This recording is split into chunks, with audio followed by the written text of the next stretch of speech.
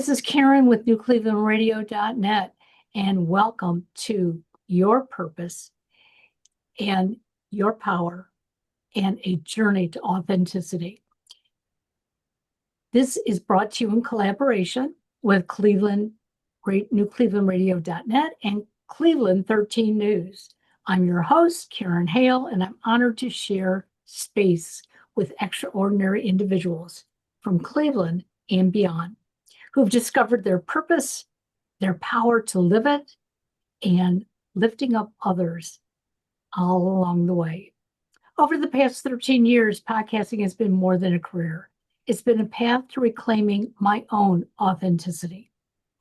Before that first recording, I spent years chasing an image of who I thought I should be. But the moment I introduced my very first guest, something shifted. I found my voice, and more important, my purpose. This series is about meaningful connections, mutual growth, and the beauty of learning from each other's stories. I'm so glad you're here today. So let's meet my guest. My guest is Sara Byers, and I met Sara through podmatch.com. And I just told Sara, as I read her bio and saw who she was before and who she is today, I thought, wow, how do you do all that in one day? But what I really believe is that you have learned to take the best parts of who you are and have that create you in the day. So, Sara, welcome and take us on your journey. Oh my goodness, Karen, thank you so much. And I love your intro just for this show. I mean, my goodness, thank you for sharing that part of yourself. It's so amazing when those moments hit us and we all of a sudden see the world anew and ourselves anew. So I love that. Thank you. And it's an honor to be here. I love the pieces that you sort of point out that it still looks life is still full, but I journeyed early in my life. I suffered with anxiety, and it was pretty debilitating at times when I was younger. So much so that I ended up managing it through running really, really fast. So I am still a CEO, and I am also a board leader on various boards, and I do community work. And I would just go faster and faster and faster. And I would go from achievement to achievement. And I'd sort of like say to myself, I'd be like, okay, you know what? I can't even imagine if I ever did X. And then a year or two would go by and X would happen. I would do X. And then that euphoria would last for like 2 hours. Then I'm like, okay, now I need to do this. It was an insatiable thing. And, as I look back at it, it was feeding me to a certain degree in that I wasn't letting the anxiety catch up to me, but it was really one directional. So I was busy, but I was giving a lot of my energy. I wasn't really filling myself up in any Sure. way.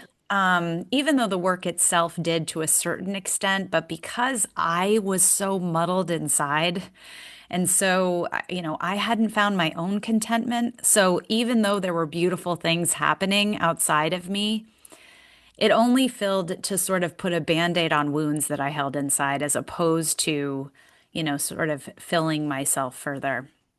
And it's interesting because you just said, you talked about doing all of the things that I do. And I had a lot of signs that I should have paid attention to when things were getting a little too fast. And, my dad used to say to me, I run our family's business, and my dad would be like, you've got to slow down. Like and I would just take it as, oh, dad wants me to focus more on our business. Yeah. I had a whole rationale for it. People would say to me all the time, I don't know how you do all of this, because at that time I was serving on 7 or 8 boards, and I was the mom of a preteen and CEO of our business, and I would give speeches. I was just kind of all over the place. And in 2019, a sister of mercy who in our community was just a real powerhouse. She was college president here. She worked in state government as the commissioner of corrections. She and I would see each other maybe twice a year and speak for 3 minutes pleasantries. I didn't know her very well. But she called me on the phone out of nowhere. And she said, "You've been coming up in my prayers for the last couple of months, and I Wow. just thought that you needed some extra blessings, so I've been giving that to you. But lately, you're coming up morning, noon, and night, and I feel the need to ask you, is there something in your life that you're not paying attention to?" And I had no idea what it was. I was like, I'm sick, like something's happening inside my body, and oh my gosh, I went to the doctor. But even that, I did not understand what I wasn't paying attention to until my stepfather passed away in 2020 after a 12-year bout with Alzheimer's. And I had an experience after his passing where the 12 days he was in hospice, I was driving back and forth, listening to the instrumental from the Titanic because I just wanted to feel the moment. And the day that he passed, I drove back home for the last time, and I was pulling into my driveway, and I said, "This music has to change." So I turned on the band The Lumineers and their song Ophelia, and that's what my screen said in my car. But it was not the song that was playing out of the speakers. The song that was playing was Frank Sinatra's My Way. And now the end is near, so I face the final curtain. And I just knew in every part of myself that my stepfather was somehow communicating to me from wherever he is. And that was validated for me 8 months later when my mom got on a call with a medium she had never met. And the woman said, "There's a gentleman here and he is singing. Does Frank Sinatra's My Way mean Oh anything to you?" my. And so at that moment, I knew that there was so much more to life, that to this life, than just what I saw and just what I understood and just what I had been doing. And so it started this sort of tandem exploration, both inside myself and in recognition of all that exists outside. And so, as you so aptly note, that, now I receive words in the middle of the night. I say receive because I sometimes don't remember them in the morning. And I've written over 3,000 poems in the last 4 years. I host my own podcast as well.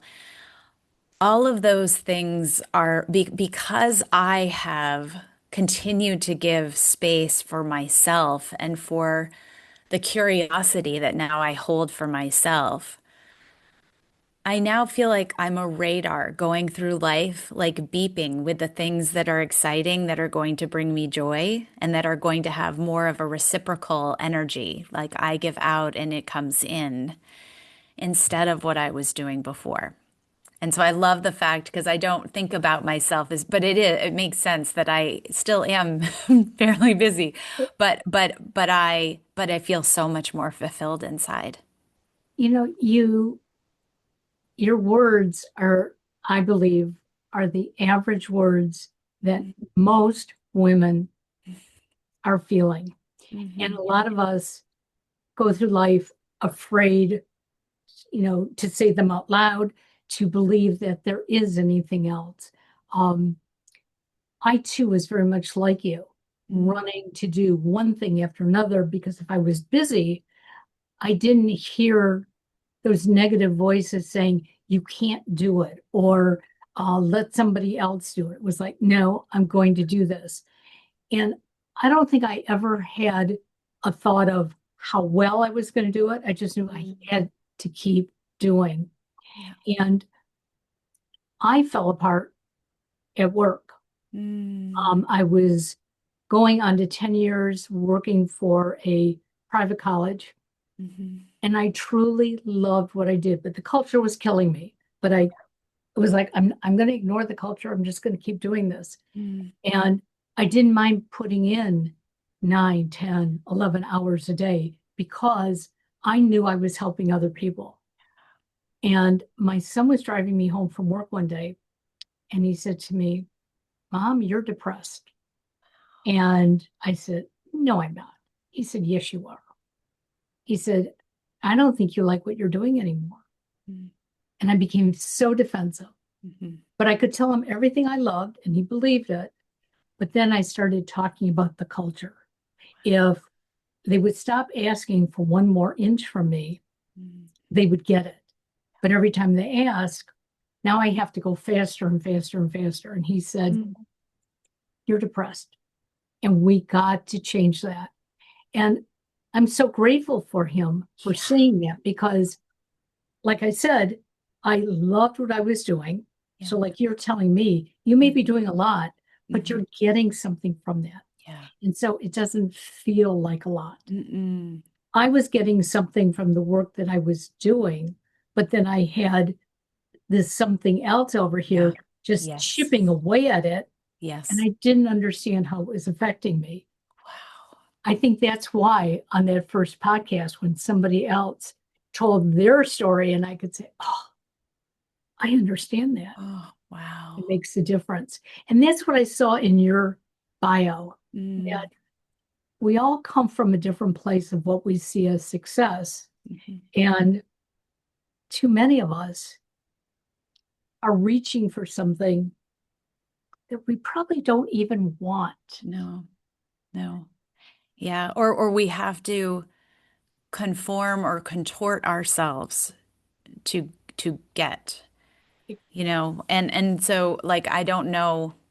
It's interesting as you talk about your experience, and I love that your son did that because, like I said, our children teach us so much. Mhm.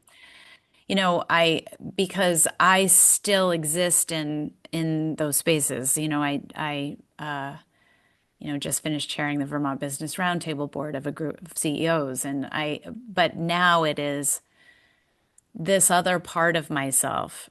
I have to integrate it in those spaces that I might not have done so before. I might have just operated as this is what the chair of the board looks like for this professional organization, and I am going to be that.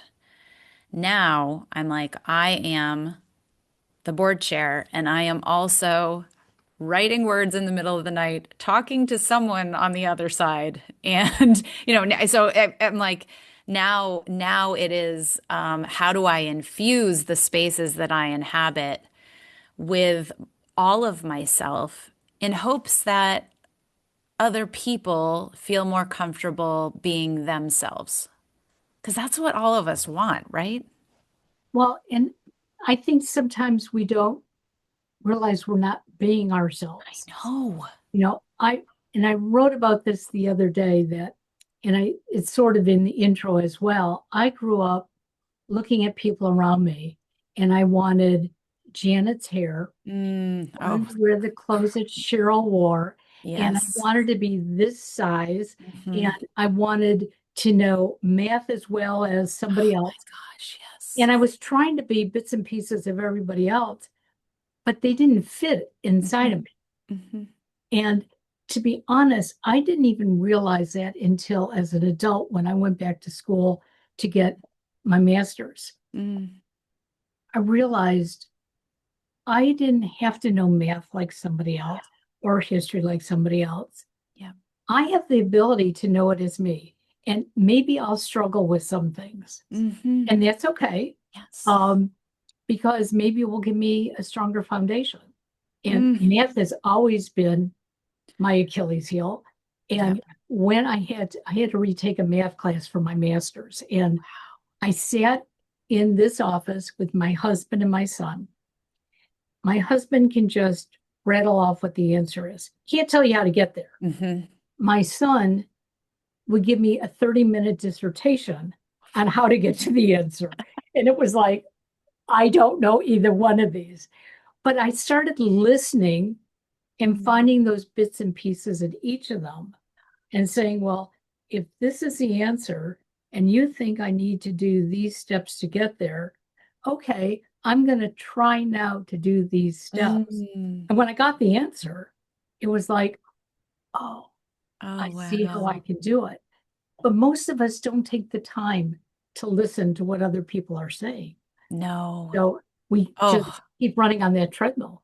well, I can't even imagine taking a math class right now. That brings the old anxiety back. But now I know to call you. But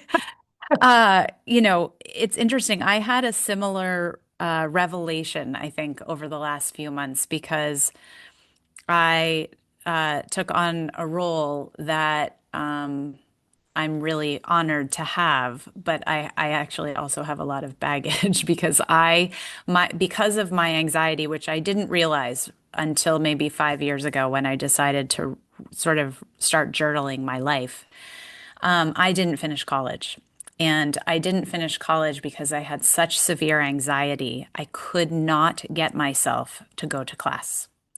And I always thought I was just a failure and that I wasn't as smart as everyone else. And so as I started to achieve these roles, I really felt like an imposter because I'm like, they have no idea that I'm, and not that I kept it a secret, but it's just not something that, you're 40 years old at the time. And I'm not like walking out and saying, hi, I didn't do this. And I now am actually the chair of a college board. And that dichotomy is super interesting. And so the old stuff, it's easy for it to kind of creep back in. And I realized that the attributes that I bring to anything that I do, I tend to minimize. I tend to minimize the things that I am good at or the things that I bring to a role because I am always believing in my own head that what I don't have, so in your case, math, in mine probably too, but is more valuable than what I bring. Right. And I think that I have told myself that for a very long time. And so I'm always trying to overcompensate for the things that I'm missing instead of recognizing that maybe heart and communication and energy and, whatever else, intuition is what is needed right now for that organization or for our company or for whatever it is that I'm engaged in. And I don't know if that resonates with you, but I realized that recently. I'm like, wait a minute. Like maybe not everyone can do what I'm doing. And that's the reality of it, that when I decided to go back to school, so I was working for a private college. I had an associate's degree. Mm-hmm. Um, but here I was helping students enroll, and I'm talking to them about going beyond their associate's degree. And every time I said it, I thought, boy, I need to do that too. Mm. And both my husband and I both went back to school at the same time. Neither one of us had gotten our bachelor's. He was 4 hours short Oh when he my left goodness. college. Yeah. But I at least had my associates. Yeah. And when I started going back to school, can't tell you the difference it made when I sat in my chair talking to the students, because now I was on their path. Yeah. I knew the struggles they were going to have, and I could share with them, you know Mm. what?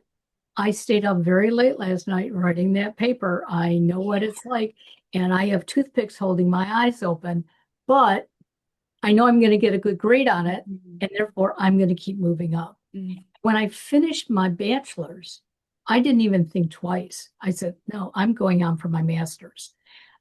But up until that time, every job I had, everything I did, you're right, I did feel like an imposter. Mhm. I'm not as smart as that person over there. They have a PhD, but half the time that person with the PhD couldn't have a conversation with me. Yeah. And so it took me going back to school to say, I Mm. did the education for me, Yes. but it's not for anybody else because Yeah. I'm still the same person. Oh, I love that. I mean, it's so it's so interesting the things that we laden ourselves with. And I've sort of had to watch this journey. I have a 20-year-old daughter, and sort of watching her, go away to school, come back home, go away to school, come back home, the recognition that there are so many different journeys. Like we all have a different journey. We all have different DNA. We all have different experiences. Like it's our paths are going to be different. And it's when you sort of deviate from what you perceive to be the path to success that can be challenging. And I had a fellow CEO say something to me a few years ago that resonated with me around imposter syndrome.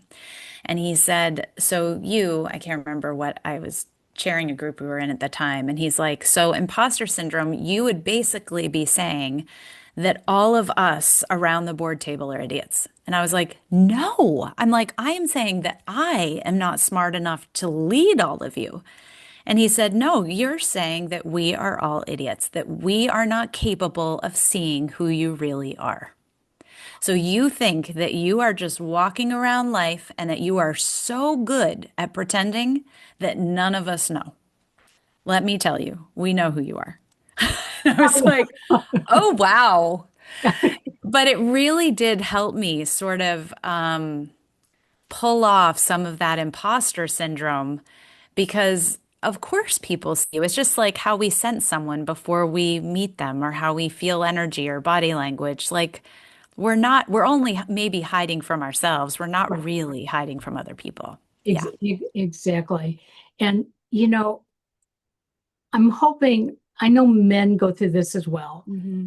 but from what I have seen in the women who have contacted me, I think women go through it more Yeah. because let's go back to dating. We got to look like what that guy wants. 100%. Yeah. If I don't look like that, he's not going to ask me out. Yes. Um, and then the question is now, how do I keep going like that? Hmm. Because he saw me as this vibrant person, which I'm really not. So Yeah. how do I keep it going? And I know when I met my husband, Hmm. we've been married 41 years, Oh. and we met at a friend's wedding, and I thought he was nice. He thought I was nice. He didn't like short hair. I had the shortest hair in the world back then. He had a beard. I don't like facial hair. And yet there was something about how real we both were Mm-hmm. that we started dating from that point forward. It was the Oh. strangest situation. When I look back, I say to myself, that never probably would have happened with anybody else because Mm. I always tried to be what they wanted. Yeah. And I remember maybe on our second or third date, he said to me, have you always worn your hair that short? And I showed him a picture of what I had looked like about a month previous, very long hair. And he looked at me, he goes, why did you cut it off? Wow. And I said, because I couldn't stand washing it. And Yeah. he goes, would you grow it out for me? Mm. And I really grew it out for me. Yeah. I didn't like the short hair. Yes. I liked it the first day. It was like, this Yeah. is cute. And it's like, I hate this. So I think women more, Mm. again, more than men, Yep. we want to be who that guy wants so Mhm. that he keeps us in his life. Yep. And the reality of it is we got to be who we like. I know. I know. It's almost as if we are so grateful to be in every space we're in. Yeah. Whatever that is, whether that's relationship or a boardroom or a job or like we're so grateful and we're just always aware.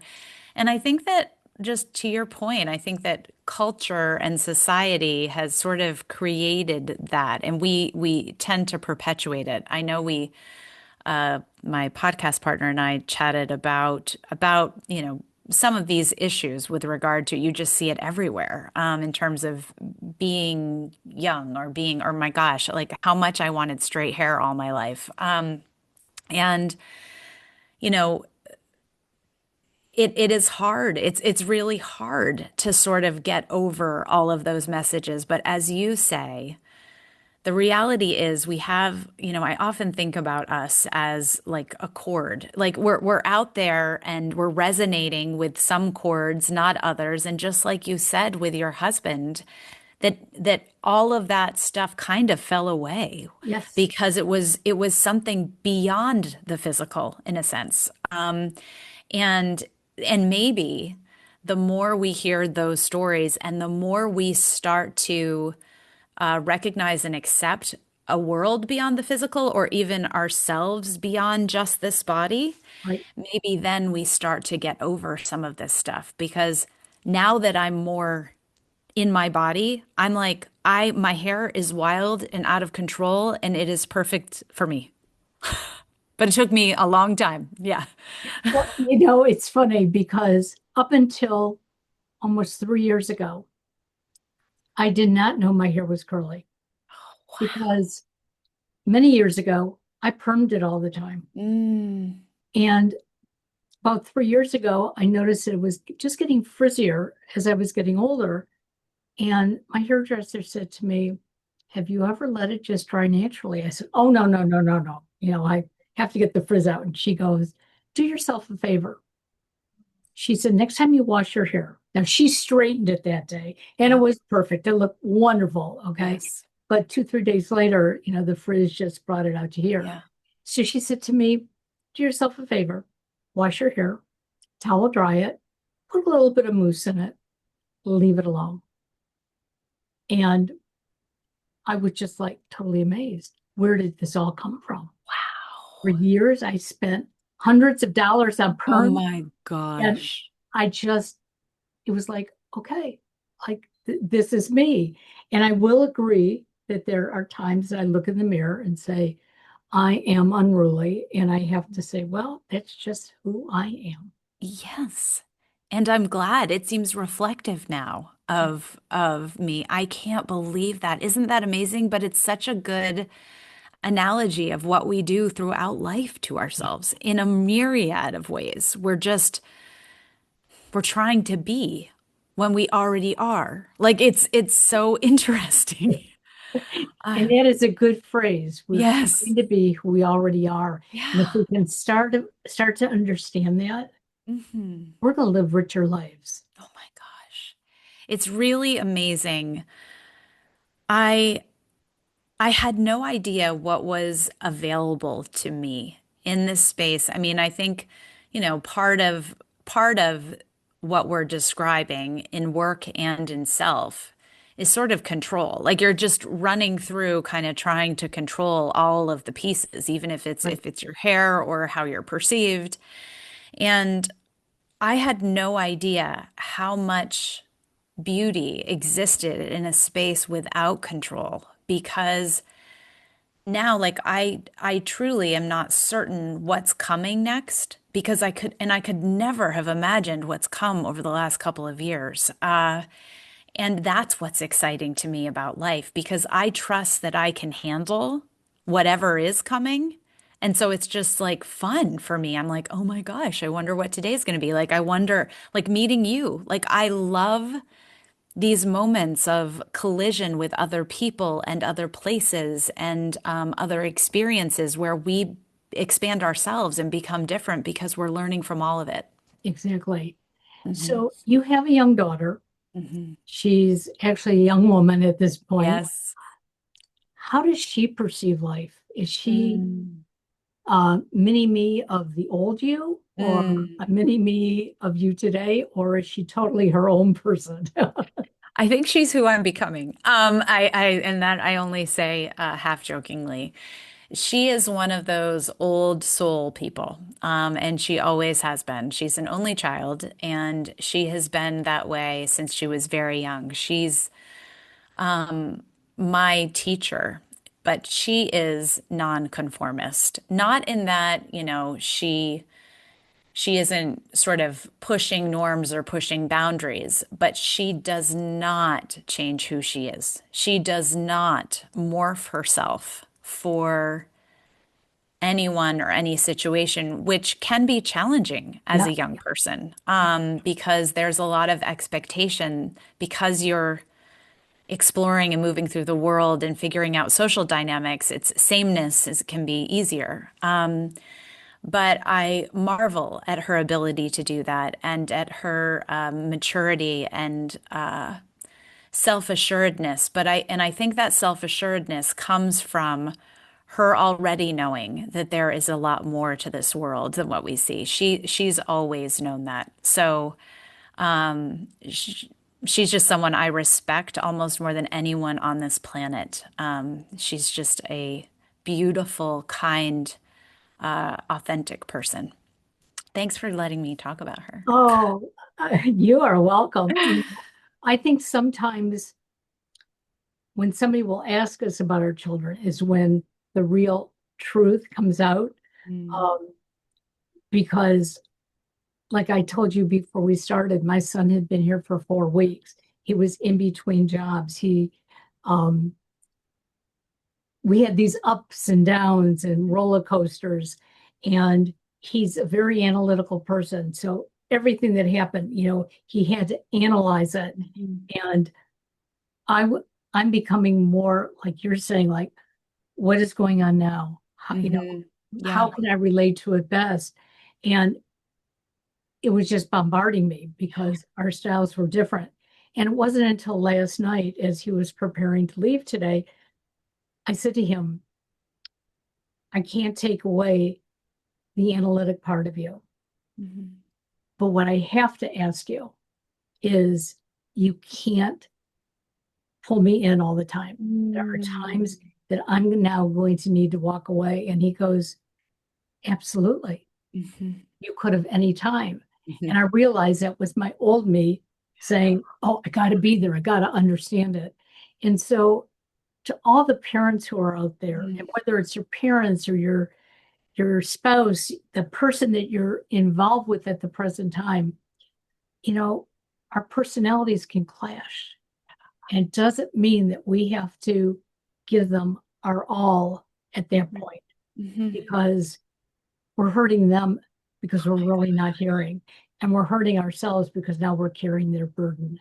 Mm. So, and hearing you talk about your daughter, she just Mm. sounds amazing. She is, and as a parent, as all of us, there are moments where I think it's so, you said, I love that your son was like, you didn't need to do this. My daughter would have been the same, but I mean, I was a driver, Yeah, I was a perfectionist too. So I wanted to be there to help and support. And I was so intentional about what I was doing. And I always wanted to be available. And it would drain me actually at times, because it's taken me very long time, but only over the last couple of years have I realized that it's hers. yes, And that I don't have to try so hard because I tried really we've given him, we've given them this foundation that now they get to build from. But exactly. that can be super hard. Yes, Yeah. as a parent, and Mhm. we're always going to be a parent. Yes. I now understand why my mother at 96 was still parenting me. And I would say, Mom, I'm grown up. And she'd say, You're still my child. And it was I like, love now that. I understand it. Wow. Yeah, I have one son who's going to be 50, the other one is going to be 35. And Oh, I I know it. I acknowledge their maturity, their everything that they do, but at the same time, they are mm, still my children. And I have to realize yes. sometimes, don't say that because you know what? You had the right to live your life. Now they have the Oh. right to live theirs as well. It's so hard because when my daughter went off to college was the moment which I had anticipated for a long time with, I mean, more than just trepidation. I was so nervous because we're this like triumvirate, and I was like, what do we happen? What happens when one piece leaves? What shocked me was the first 72 hours because it was visceral. It was like I had lost a part of my body. Yes. That's the only way that I can describe it. I mean, I was crumbled to the ground. And it made me realize that's why it's so significant. That bond is beyond. They were in our body. And I'm like, that is profound. And it doesn't surprise me that your mom in her 90s was still because it's forever and Yeah. it's bigger than anything almost that than we will do. Yeah. Yeah. So, how can my listeners follow you, listen to Mm. your podcast, and get some more advice if they need it? Oh, I love that, Karen. Well, they can visit my website, which has everything on it, which is sarasbyers.com. Our podcast, Collecting Insight, is kind of available on all podcast platforms. And then Instagram, I post my poetry there, which I said is they're sort of words that guide my life that I felt were meant to be shared. And that Instagram handle is Dear Joy Love. I love that. Well, we're Thank going you. to have all that in the show notes. So, Awesome. if you're listening to this and you missed what Sarah said, go to the show notes. Um, the show notes will be on all the different platforms. So, wherever you're listening, just go back and read it. And Sarah, thank you for today. It's been marvelous. And I can't wait to start listening to your podcast because maybe I can get some uplifting moments there when I'm feeling like, what am I doing? I love that. Well, Karen, thank you so much. It was such a pleasure to talk with you. I feel like we could talk for 10 days. If But you thank you could, for all that we share. It's been a beautiful experience, truly. thank you. Have a wonderful day. Bye bye now.